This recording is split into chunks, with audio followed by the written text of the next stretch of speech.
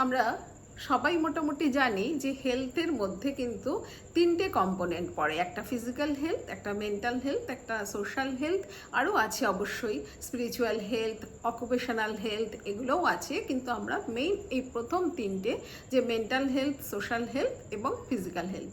আজকে সাপোজ যদি আমার একটা ফিজিক্যালি কোনো অসুবিধা হয়, সেটা হাতে ব্যথা, পায়ে ব্যথা বা মাথা ব্যথা, যে কোনো কিছু সিমটমস যদি আমার মধ্যে দেখা যায়, তাহলে অটোমেটিক্যালি কি হবে, আমার মনটা সারাক্ষণ ওটার মধ্যে আটকে থাকবে।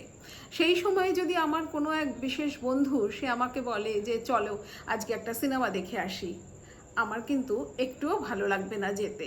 মানে মন থেকে ইচ্ছা করবে হয়তো যে যাই, যোগ দিই, কিন্তু শরীরটা পারমিট করছে না এবং ভয় করছে যে আরও যদি বেশি কিছু হয় বা আমি তো ঠিকভাবে পার্টিসিপেটও করতে পারবো না।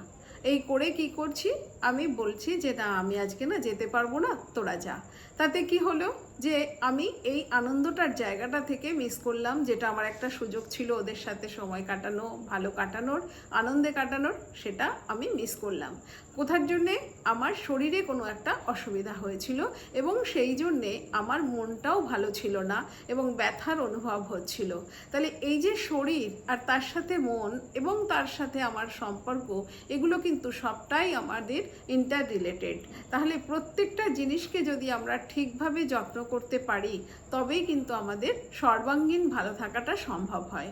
তাহলে আমরা কোনোভাবেই অবহেলা করব না, কোনো হেলথকেই আমরা প্রত্যেকটা হেলথকে আমরা গুরুত্ব দিয়ে দেখার চেষ্টা করব।